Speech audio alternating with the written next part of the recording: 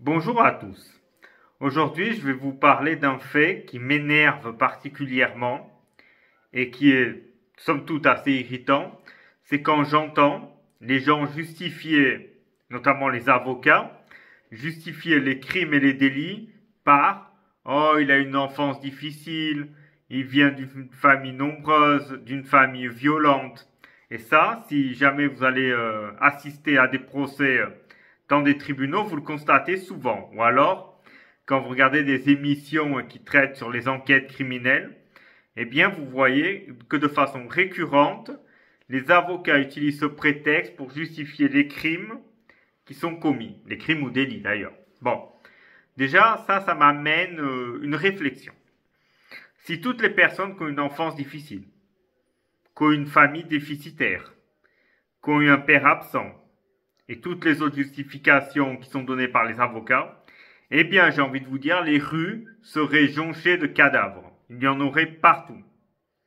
Eh bien, non, les gens qui commettent des délits ou des crimes, c'est qu'ils sont des mauvaises personnes, qu'ils sont, j'ai envie de vous dire, le rebut de la société, le mal.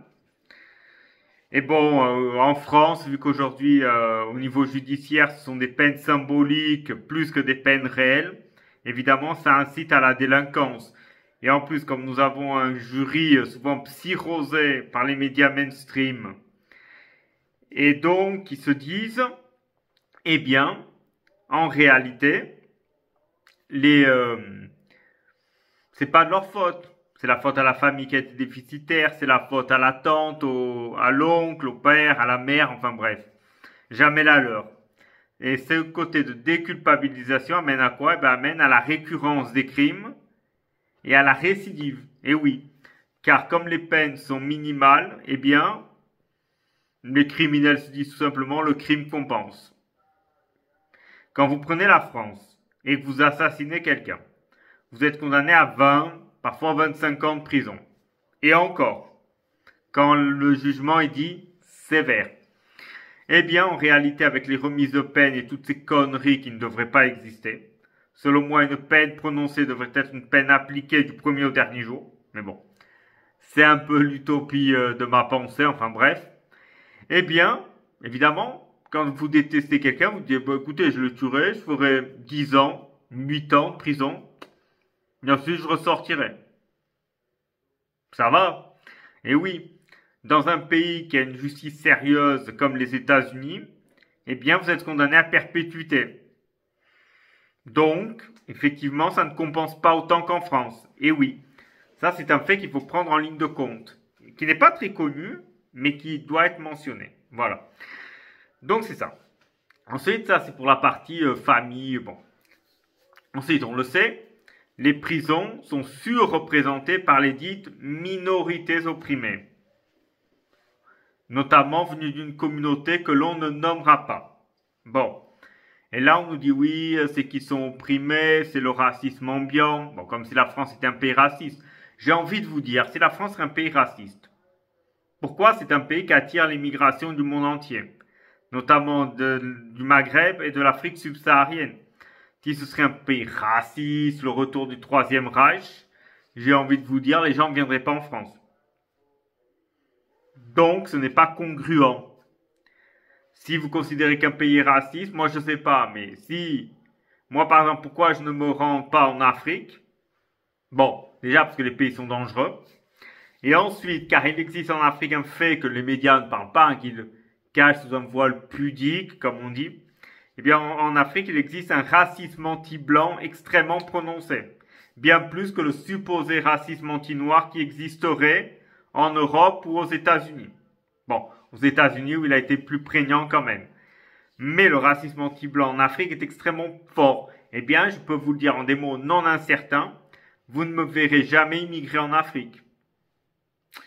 Car je tiens à mon intégrité physique et morale. Et oui.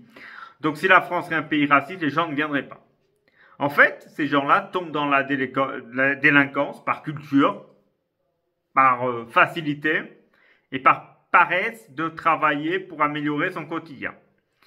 J'ai envie de vous dire, il y a un exemple, il y en a plusieurs, hein, d'exemples de gens issus des minorités opprimées et qui ont malgré tout réussi dans la vie.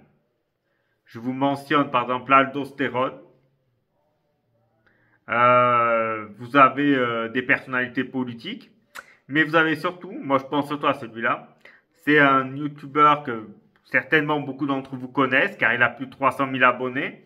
Il s'appelle Stéphane Edouard. Bon, on peut être ou pas d'accord avec ses positions, on peut penser qu'il a raison ou tort sur certains sujets. Il n'en reste pas moins que c'est quelqu'un qui vient d'une minorité, c'est-à-dire de Guyane. Bon, il est d'une mère française, si je ne me trompe pas, et d'un père guyanais. Mais bon, bref, il aurait pu faire quoi? Ben, il aurait pu tomber dans la délinquance et se justifier en disant, vous voyez, je suis une minorité opprimée, il y a un racisme ambiant. Alors, comme il a très bien dit dans une de ses vidéos, il a subi le racisme en France que 3 fois. Alors, 3 fois en 40 et quelques années. Vous en conviendrez, ça ne fait pas beaucoup.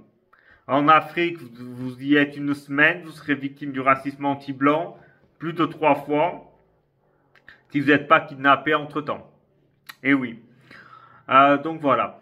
Qu'a-t-il fait? Ben, il a étudié et il travaille. Bon, il travaille, on peut aimer ou pas le contenu, ce n'est pas le sujet, mais il travaille. Eh bien, moi, ces gens-là méritent de l'admiration, car ils vont contre le sens collectif de leur communauté, qui a plutôt la tendance à la victimisation. C'est le côté victimaire. Donc, tout ça pour dire quoi? Eh bien, pour dire que venir d'une famille nombreuse, pauvre, déficitaire, avec de la maltraitance, ou venir d'une minorité dite opprimée, eh bien, ne justifie pas les crimes. Si vous commettez des crimes, c'est que vous êtes fondamentalement une mauvaise personne.